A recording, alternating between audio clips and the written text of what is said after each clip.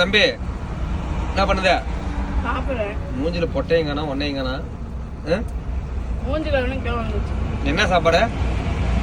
அதே சாப்பாடு. சிம்பிளா இருக்குதுன்னு கோதுமை தோசை அடிச்சு விட்டுற. இதை நான் சொல்லி கொடுத்ததே தப்பா போச்சு எனக்கு. ஆனா இந்த கழுவுத்தால ஒண்ணு கழுவுத்தால கோதுமை கலக்கற சின்ன வெங்காயத்தை அரிஞ்சு போடுற பச்சை மிளகாய் போடுற வேலையும் முடிஞ்சு போச்சு. பாரு நண்பர்களே, நைட்டு இதே தான் இப்பவும் அதே தான்.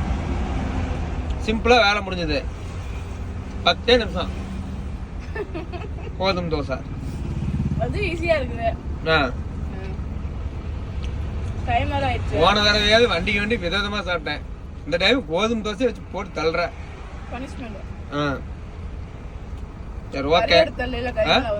ஆமா ஒன்னா கேளு கறி எடுத்து நீதானே கூட வந்தேங்க, நான் கூட வந்துட்டாரு. அதனால உனக்கு பனிஷ்மென்ட் கோதுமை தோசை தான். சரி விடுங்க நண்பர்களே, போகும்போது கறி எடுத்துருவோம்.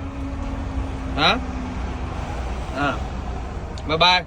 நாங்க சாப்பிடலாம் கோதுமை தோசை தயிர்.